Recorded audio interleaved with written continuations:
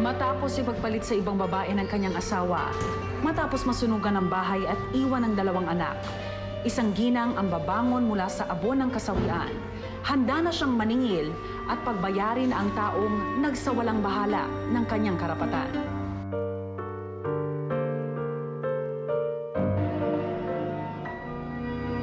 Ito na lamang ang nalalabi sa dating magarang tahanan ng pamilya ni Zenaida. Pero po nalulungkot ako kasi siyempre diyan ko pinanganak lahat yung mga anak ko. Diyan sila lumaki.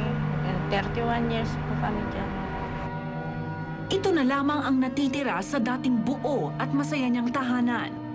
Bago pa man nasunog ang kanilang bahay noong taong 2004, may mga palatandaan na umano ng kahinaan ng pagsasama ni Zenaida at ng asawa niyang si Pablo. Kasi simula pa nung nag-asawa kami, nang bababae na talaga siya. Dito na nagpasya si Zenaida na wala nang saysay pa na makipisan pa kay Pablo. Hinayaan na niya ang kanyang mister na makisama sa bago nitong karelasyon. Sa kanilang paghihiwalay, isang kasunduan ang hiningi ni Zenaida mula sa asawa. Ano ba, gusto mo hiwalayin tayo? Hindi pinarmahan niya yun noon na susustentuhan niya ako ng 10,000 a month. Sasagutin niya lahat ang gastos ng mga anak namin. Ganon siya lahat magbabayad. Pero ayon kay Zenaida, 2 beses lang umano tumupad si Pablo sa kasunduan. Wala naman siya binibigay na sweldo. Parents ko nagbabayad lahat. Hindi niya naisip mga anak siya. Taong 2004, dala ng matinding pangangailangan, sinubukan ni Zenaida na singilin ang pangakong sustento ni Pablo. Nasunog kasi noon ang tinitirhan nilang mag-ina. Walang natira yun. O sunog na sunog. Ang natitira kong pera, inubos ko dyan para malinis lang yan. Subalit si Pablo, ni 5 duling, wala umanong ibinigay para maipaayos ang bahay. Malalaman ko, pinatayuan pa niya ng mansion doon sa Nueva Ecija yung babae. Gustuhin man ni Zenaida na ibalik sa dati ang tahanan, wala umano siyang sapat na kakayanan para isakatuparan ito. Alam naman nila, wala akong trabaho, wala akong pinagkukunan ng ano. Kaya ang kanyang mga anak, nagkanya-kanya ng landas. Ang isa sa kanila, nagawa pa siya umanong talikuran nang sumama ito kay Pablo. At si Zenaida, naiwang nag-iisa. Doon pa nga ako nakatira, doon sa garahe doon. Basta doon lang, nakatolda lang ako doon. Hindi naman kami pwede magsama-sama dito. Pero makalipas ang 2 taon, napagtanto ni Zenaida na hindi siya dapat nagtitiis. Dahil bilang legal na asawa ni Pablo, higit siyang may karapatan na mabigyan ng masisilungan at mapunan ang kanyang mga pangangailangan. 22 years naman kami pinagsamaan. Di ba niya man lang, wala ba siyang puso man lang, di ba? Na, kahit na hindi niya ako pagpatayo ng bahay, iupa man lang niya sana kami ng bahay na magkakasama kami. Diba? Bago niya pinatayuan ng mansion yung kabit niya. Ayon sa abogadong si Alan Contreras, hanggang sa hindi napapawalang bisa ang kasal ni Zenaida kay Pablo, mananatili ang karapatan niyang makihati sa lahat ng ari-arian ng mister.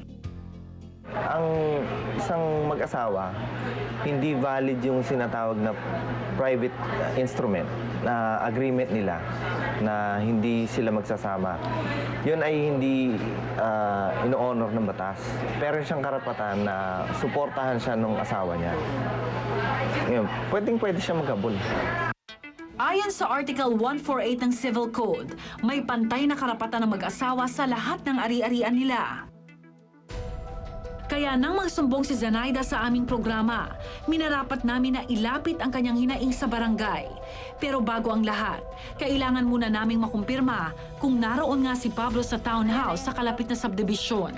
Ayun ang sasakyan niya, yun, no? Yan ang sasakyan ng mister ko.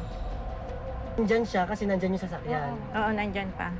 Habang nagmamatyag kami, bigla na lamang lumabas ng bahay ang isang lalaki. Ayun ang mister ko, yun. Nang masigurong naroon nga si Pablo, pumunta na kami sa opisina ng barangay upang maaksyonan na agad ang problema ni Zenaida.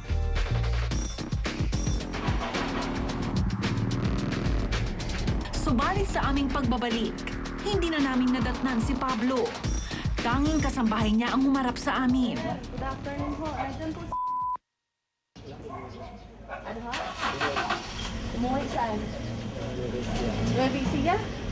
Umuwi daw sa Nueva Ecija. Kakaalis lang, di ba?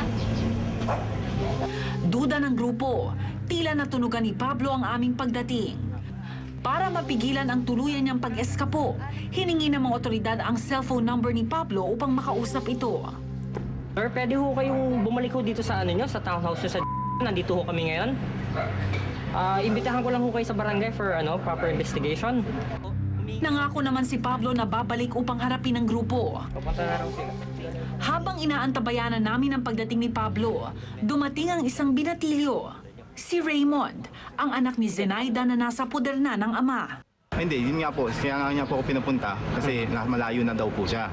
Ngayon, ang gusto niya, ano daw po ba ang papag-usapan? Para ako na lang pagawin parang pinaka-representative niya. Actually, sir, your mother is filing a case against your father. Oh. Lumipas lamang ang ilang minuto, dumating din sa wakas ang aming sadya.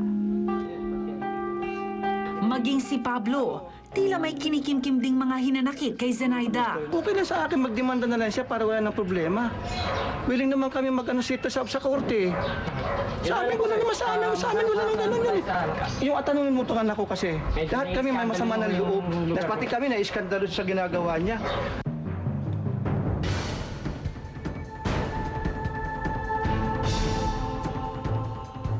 Pagdating sa barangay, walang kagatol-gatol na inihayag ni Zenaida ang mga hinaing niya. Hindi siya nagbibigay. Actually, Paano niyo ho yung kasunduan masasabi? namin noon na 10,000 a month, 2 beses lang po siya nagbigay, 5,000. Paiyakan pa po yun pag singil ko sa kanya. Bumuelta naman si Pablo na tanging mga anak niya ang dapat niyang sustentuhan at hindi si Zenaida. Lahat ng anak ko dito, ako ang nagpapaaral. Ako ang nagpapakain. Anak ko, sinisweldohan ko. Papa, sinisweldohan nyo? Sa akin, nagpapasimpin-sweldo. Ako nagbabayad ng bahay. Ako nagbabayad ng kuryente. Ako nagpapakotse. Ako nagbabayad ng apo ko. Lahat ng eskwela ng apo ko, ako nagbabayad. Saan mo ko sasabihin hindi ako nasusuporta ng anak ko? Yan ang anak ko magpapatunay.